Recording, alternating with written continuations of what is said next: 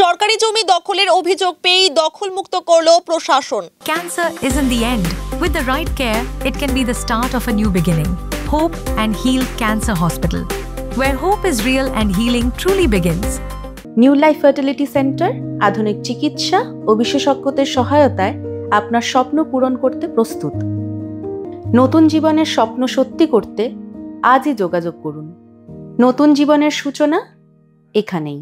জানা গিয়েছে নকশালবাড়ির মনিরাম গ্রাম পঞ্চায়েতের সূর্যবর মৌজায় বিঘার পর বিঘা রয়েছে সরকারি জমি। এই সরকারি জমিতে খুঁটি পুঁতে দখলের ছক করছিল জমি মাফিয়ারা। সরকারি জমি দখলের অভিযোগ আসতেই দখলমুক্ত করল প্রশাসন।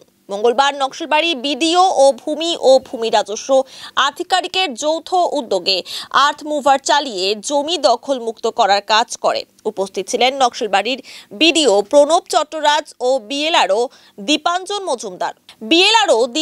মজুমদার জানান, অভিযোগ পেয়ে ঘটনাস্থল পরিদর্শন করা হয়েছিল। আজ দখলমুক্ত করা হলো। 119 একর সরকারি জমি রয়েছে, তার মধ্যে 15 থেকে 20 একর দখল ছিল, তা দখলমুক্ত করা হলো। সরকারি জমিতে একদিকে গোর্খা ব্যাটালিয়নের জন্য 35 একর জমি সংরক্ষণ করা হয়েছে এবং 20 একর সোলার প্ল্যান্টকে দেওয়া হবে। হ্যাঁ, ব্যাপারটা আমরা ইনকোয়ারি করে দেখেছি আর কি। আমি নতুন এসেছি এখানে, শুনলাম প্রথমে বিভিন্ন লেভেল থেকে কমপ্লেনগুলো এসেছিলো। আমরা 2-3বার ইনকোয়ারি করেছি আর কি। তো একটা প্রজেক্টের জন্য বলেছিল যে এখানে প্রজেক্ট কিছু করা যায় কিনা। তো আমরা রাস্তার ওপাশে যে 300 একর আরও এক্সটেন্ডেড পার্ট আছে, সেখানে কিছু প্রজেক্টের জন্য 20 একর মতন জায়গা আমরা একটা সোলার পাওয়ার প্ল্যান্ট প্রজেক্টের জন্য আমরা মানে একটা জমি চিহ্নিত করে পাঠিয়েছি হায়ার লেভেলে। এবার বাকিটা ওরা দেখবে। কিন্তু রাস্তার এপাশে যেগুলো এনক্রোচমেন্ট হয়ে যাচ্ছে সেগুলো আমরা আরও 2-3বার ইনকোয়ারি করার পর অবশেষে সিদ্ধান্ত নিয়েছি বিডিও সাহেবের সঙ্গে কথা বলেই, যে এবং এসডিও সাহেবও বলেছেন যে এটা অবশ্যই ভাঙতে হবে, ডিএম ম্যাডামও বলেছিলেন। তো সেই হিসাবেই আমরা এসেছি বিডিও সাহেবের অনুমতি নিয়ে, এবং বিডিও সাহেবও আছেন, উনিও খুব সহযোগিতা করছেন। এগুলো আশা করছি আপাতত যে আমরা ভাঙছি, এরপরে হয়তো আর মানে নতুন করে কেউ সাহস দেখাবে না এই ধরনের কিছু করা, বা আমরা এর উপরে কনস্ট্যান্ট ভিজিল রাখবো যাতে এরকম কিছু না হয়। আর গোর্খা ব্যাটালিয়নের জমি তো সামনের দিকে আছে, সেখানে কোনো রকম পিলার হয়নি। মানে গোর্খা ব্যাটালিয়নের পেছন দিকে যে 119 একর জমি, সেইটার উপরই মেইনলি এনক্রোচমেন্টের চেষ্টা চলছিল আর কি। আমরা বোর্ড লাগাবো, আপাতত আজকে ভাঙার প্রসেসটা চললো। এবারে বোর্ড তো তৈরি করতে সময় লাগে, তো আমরা বিডিও সাহেবকে জানিয়েছি, উনিও ব্যাপারটা সাহায্য করবেন বলেছেন।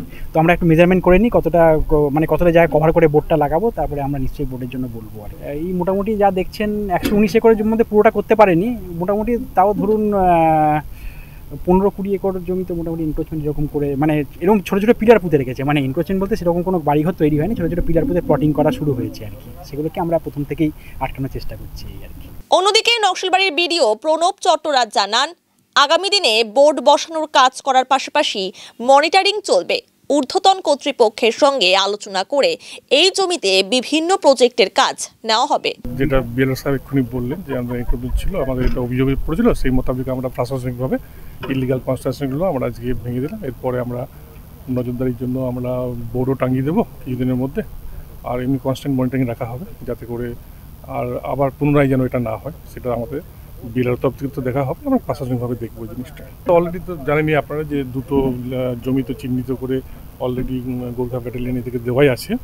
আরও একটা জমি বিএলআর সাহেব যেটা বললেন যে চিহ্নিত করে সোলার পাওয়ার প্ল্যান্টের জন্য পাঠানো হয়েছে। বাকিগুলো কী করা যায় আমরা ঊর্ধ্বতন কর্তৃপক্ষকে জানাবো জিনিসটা।